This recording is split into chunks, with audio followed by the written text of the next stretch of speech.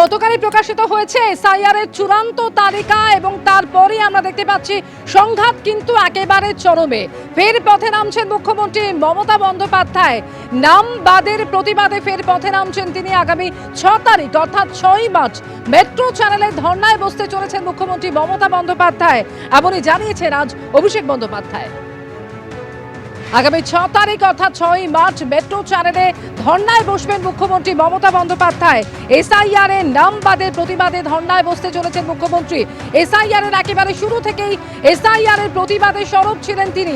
আর গতকালই আমরা জানি যে এসআইআর এর চূড়ান্ত তালিকা প্রকাশ হয়েছে, যেখানে প্রায় 63 লক্ষের নাম বাদ যাচ্ছে এবং তারই প্রতিবাদে পথে নামছেন মুখ্যমন্ত্রী মমতা বন্দ্যোপাধ্যায়। আগামী 6 তারিখ 6ই মার্চ মেট্রো চ্যানেলে ধর্নায় বসবেন তিনি, জানিয়েছেন অভিষেক বন্দ্যোপাধ্যায়।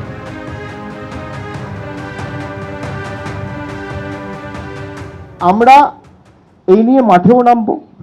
6 তারিখ মেট্রো চ্যানেলে মমতা বন্দ্যোপাধ্যায় নিজে এই নিয়ে প্রতিবাদ কর্মসূচি নিয়েছে। তিনি অবস্থান বিক্ষোভ এবং ধর্নায় দুপুর 2টো থেকে নিজে বসবেন।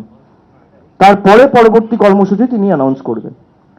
6 তারিখ, আগামী 6 তারিখ মেট্রো চ্যানেলে, মানে প্ল্যানেট ইস্ট যেখানে মমতা বন্দ্যোপাধ্যায় অনশন করেছিলেন, সেই একই জায়গায় আমরা অলরেডি দলের তরফ থেকে একটা চিঠি অথরিটিসদের কাছে জমা করেছি। 6 তারিখ দুপুর 2টোয় তিনি অবস্থান বিক্ষোভে বসবেন এবং সেখানে দলের সর্বস্তরের প্রতিনিধি, দূরে যারা রয়েছে আমি সবাইকে আসার জন্য অনুরোধ করব না, তার কারণ এসআইআর চলছে এখন, এই আগামী 10-15 দিনও খুব গুরুত্বপূর্ণ।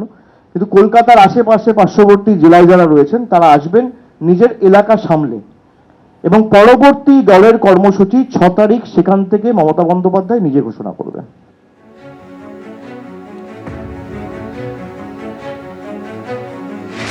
হ্যাঁতে হ্যাঁ মেলালেই আবাদ হবে বাগান, প্রতিবাদ করলেই বাদের খাতায়। নির্বাচনের আগে ঠিক ভুলের অঙ্কে কি চলছে জনগণের মাথায়? বেকারত্ব উপরে বেকারত্ব নিয়ে বেঁচে আছি। এই অপশাসনের অবসান ঘটাতে চাই আমরা। পুলিশ তো অ্যাকচুয়ালি দলদাসে পরিণত হয়েছে। আমরা এই রেশনের চাল পাচ্ছি, ভাতা পাচ্ছি, 2 কেজি চালের খয়রাতিতে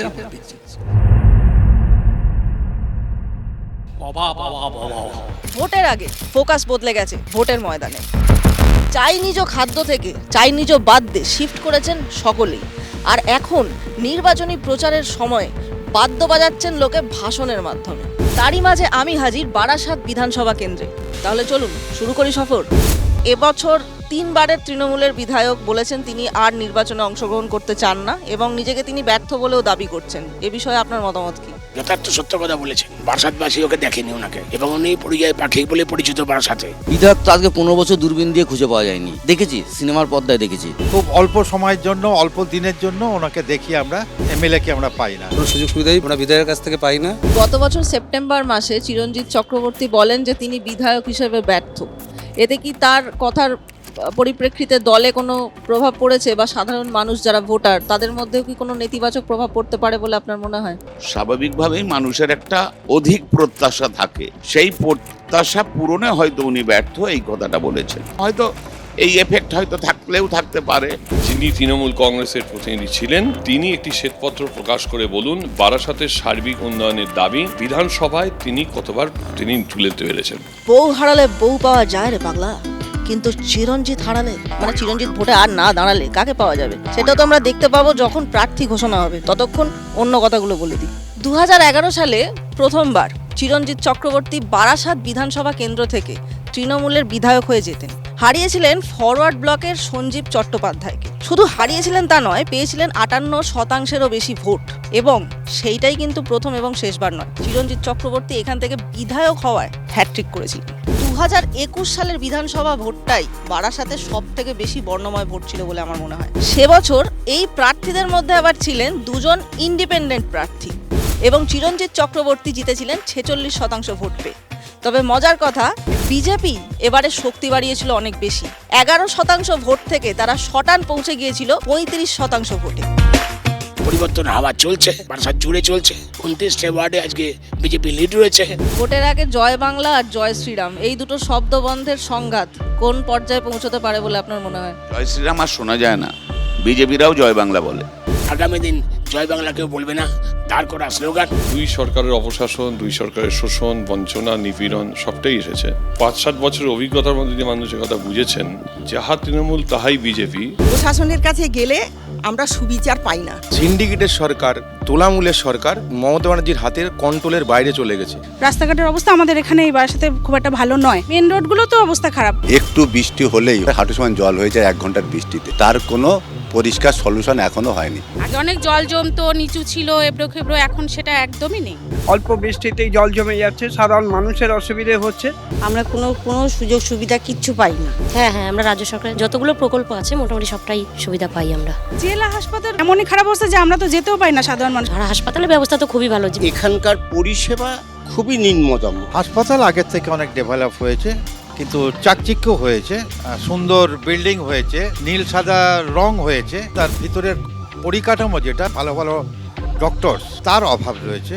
ওখানে পরিষেবা ভালো না, আমরা হসপিটালে যাই না। যথেষ্ট পরিষেবা আছে। এখানে এই অবস্থা, কিন্তু চাইলেও কিছু পাই না। ধরুন গোপাল মুখার্জিকে যেভাবে পাওয়া যেত, চিরঞ্জিত চক্রবর্তীকে সেভাবে পাওয়া যায়নি। এই এফেক্ট হয়তো থাকলেও থাকতে পারে। একটা ক্ষোভ বাসাতবাসীর মধ্যে জন্মেছে। এবার তারা সিদ্ধান্ত নিয়েছে যে না, আর নয়, অনেক হয়েছে। যাকে পাবো ভূমিপুত্র, যে দলের হোক, তাকে ভোট দেবো। এখানে রুটিন মাফিক নর্দমা পরিষ্কার করা, তারপরে পৌরসভা থেকে তেল দিলে তেলটা দেওয়া, তারপরে ডেঙ্গুর মেয়েরা সার্ভে করে বাড়ি বাড়ি, এগুলো দেখি সত্যি উপকার পেয়েছি, আমরা উপকার পাচ্ছি। মুখ্যমন্ত্রী হিসেবে যা প্রকল্পগুলো চালু করেছে তা অনেকগুলো সমস্ত প্রকল্পগুলো চালু আছে বাসাতে, তা আমরা পাই। অ্যাকচুয়ালি এই সরকারের তো আমাদের কোনো কাজ নেই, সবাই বেকার। এই আমাদের এখন যেমন বেকার ভাতা দিচ্ছে, দেবে ভবিষ্যতে আরও দেবে হয়তো। রেশনটা তো সুবিধা আছেই, যেমন কন্যাশ্রী, রূপশ্রী থেকে শুরু করে আমার বোনের বিয়েতে যে রূপশ্রী টাকাটা আমরা পেয়েছি, আমার মায়ের শরীর খারাপে যে স্বাস্থ্যসাথী কার্ডে ব্যবহার করে সেখান থেকেও টাকা পেয়েছি। ভাতা নিয়ে আমার বাড়িতে লক্ষ্মী ভাণ্ডার টাকা নিয়ে যদি আমি ভোটটা ওখানে দিয়ে ফেলি, তাহলে আমার মনে হয় ঘরে যে ছেলেটা বেকার আছে, তাহলে সে তো আর কর্মক্ষমতা হারিয়ে ফেলবে। ভাতা যা আছে তার পক্ষে তার বিপক্ষে বলার তো বড় কথা হচ্ছে, যে কোনো কর্মক্ষমতা সম্পন্ন বেকার যুবক যুবতীর স্থায়ী চাকরির দাবি আমরা করছি। দানে দানে পে লিখা হ্যায় দান করনে ওয়ালে কা নাম।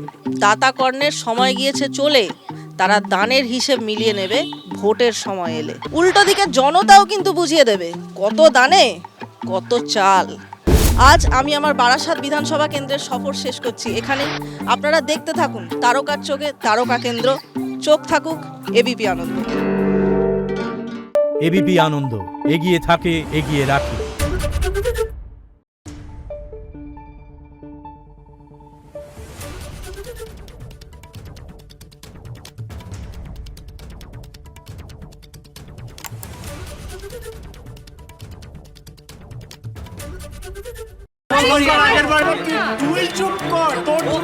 বাংলা ঝামেলা চায় না, বাংলা খবর চায়।